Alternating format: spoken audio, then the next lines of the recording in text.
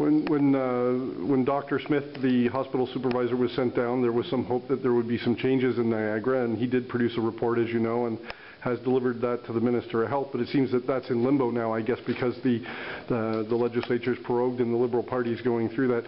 Do you feel as though that process is kind of stalled, and how do you see that playing out? Would you support with the recommendations that are in that report? Well, I mean, it's unfortunate that not only that process is stalled out, but literally, you know, everything's been put into suspension, everything's been put on hold. We're kind of in neutral, while the government's, you know, focusing on its own car in the shop. I mean, we have to slam this province back into gear and start solving some of the problems that people are facing.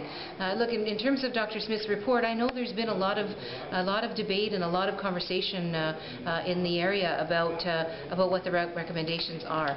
And it seems to me that it's not rocket science to understand that people expect to have decent quality healthcare services available to them in their communities.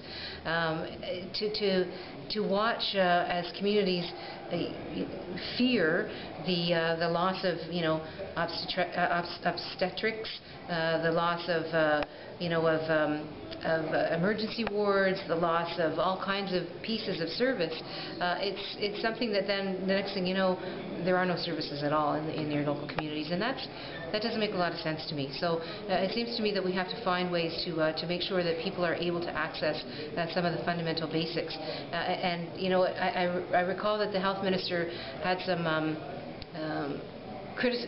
critical words to say around how local communities were dealing with that report and the recommendations, and I think it's unfortunate. You know, having a healthy and vigorous debate about these kinds of issues is exactly the right thing to do. It's not bickering, it's not fighting, it's actually sticking up for your community and trying to make sure that the people of your community have their medical and healthcare needs met. I don't think that that's anything to criticize. I think that's what a healthy democracy is all about.